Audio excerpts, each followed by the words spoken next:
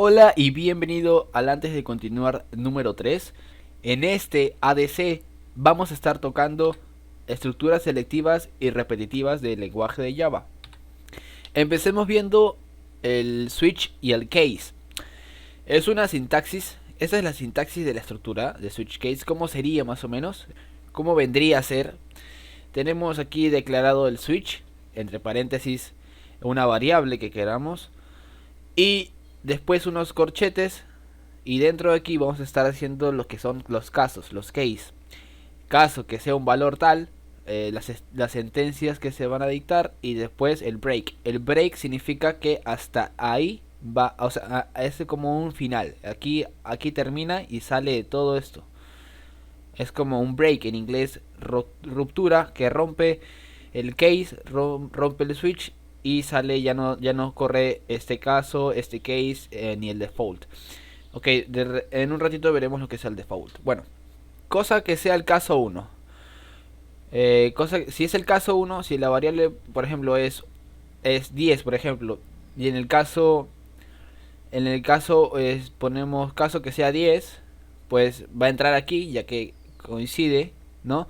Entra aquí, dicta las sentencias y pues una vez que llegue, que termine de dictar todas las sentencias que tenga, o sea, todo lo que tenga dentro de ese caso, entra al break, llega al break y termina, ya no pasa ningún otro caso, ya que ya llegó al caso deseado.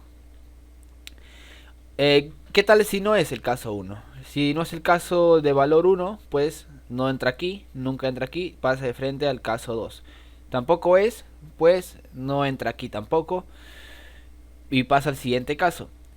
Si es el caso 3, entra aquí y se rompe. Si no es, pues no entra aquí y busca más casos. Si ya no hay más casos, entra a un default, a un defecto.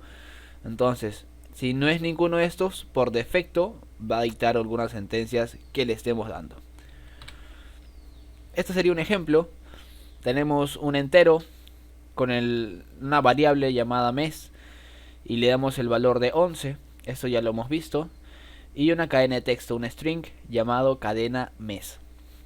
Entonces hacemos un switch aquí. ¿De qué? De la variable entera mes. O sea, en este caso mes, en otras palabras, vale 11, ¿no? Entonces no va a entrar al caso 1 porque vale 11. Tampoco al 2, tampoco al 3, al 4, al 5 no va a entrar ninguno. Una vez que llegue al caso 11, aquí sí pues va a entrar, ¿no? Caso 11.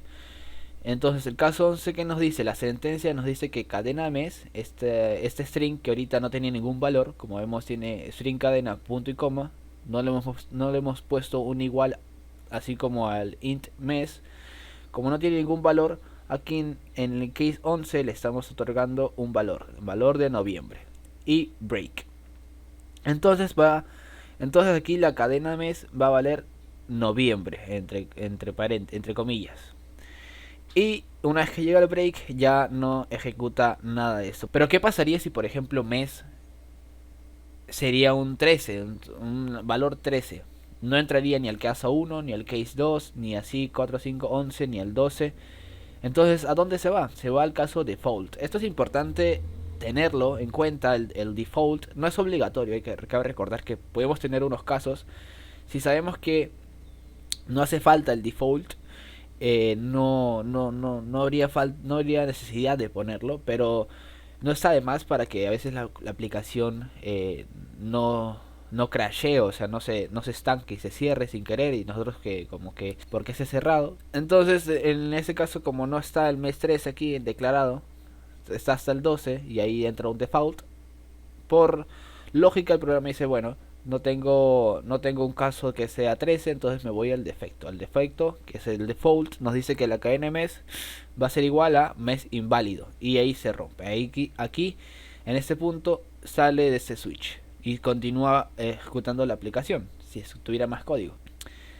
Entonces, estructuras de control repetitivas. Las estructuras repetitivas o de bucle se utilizan para ejecutar una o más líneas de código repetidamente, mientras una condición se cumpla.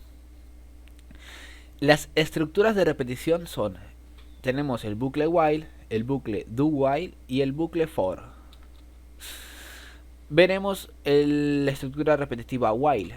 Tenemos la sintaxis de la estructura while, que sería el while, que en inglés significa mientras, o sea, mientras esta expresión, lo que está en paréntesis, cumpla, va a entrar a editar esas sentencias, ¿no? Se va a ejecutar lo que esté dentro. Este es un ejemplo, tenemos un contador que va a ser igual a 1, y en la siguiente línea hacemos que mientras el contador sea menor que 11, se va a imprimir system.out.println. Esto se usa más en Java para otro tipo, pero bueno, tomémoslos como que se imprima. La cuenta es y más un contador, o sea, esto se va a estar ejecutando primero una vez, porque el int contador es 1 y 1 es menor que 11, entonces se va a ejecutar una vez. Aquí se estamos haciendo que suma, contador más va a hacer que suma nuevamente y se está repitiendo. El contador ahorita vale 2 y va a seguir entrando. Este ejemplo lo vamos a ver ahorita en la sesión 4, pero estamos hablando un poquito de cómo vendría a ser un poco la sintaxis, cómo vendría a ser, cómo lo podemos poner en programación para que esto funcione. Tenemos el do while, esa es la sintaxis de estructura do while. Entonces hacemos do, que es como hacer esto mientras una expresión, ¿no? Entonces esto al menos se va a ir a ejecutar una vez. Esto es diferente, es parecido al while, solamente que este se va a ejecutar aunque sea una vez, aunque la condicional while, el bucle while no sea cierto, igual se va a ejecutar una vez. También lo vamos a ver en la sesión. Entonces es la diferencia del do while y el while. El do while, cuando entra, se ejecuta el cuerpo del bucle. Luego evalúa la condición. Si la condición es true, o sea, si es verdadero, regresa de nuevo al inicio y se ejecuta nuevamente. Cuando sea falso, cuando evalúe la condición y sea falso, pues va a salir. En cambio el while va a entrar al while, se evalúa la condición y si la condición es recién verdad, se ejecuta. Como vemos, la diferencia es que el do while primero se ejecuta al cuerpo y después se evalúa. En el cambio en while primero evalúa y si es true ejecuta y se da la vuelta entera. Por eso se llama repetitivas. ¿Por qué? Porque una vez que es true, pues se repite nuevamente y evalúa. Si evalúa y es falso, pues ya se sale de ese while. En cambio el do while, como vimos, entra, se ejecuta y evalúa recién a esta línea. Si la condición es falsa o no se cumple, sale. Si no, se vuelve a ejecutar el do while. Se va a seguir ejecutando hasta que sea falso y cierre. Es importante tener eso en claro, que un bucle de repetición siempre tiene que llegar a un límite, llegar a un tope donde diga falso y salga, porque qué pasa si esto se repite infinitas veces, se va a estar ejecutando, la aplicación explota, la aplicación puede colapsar.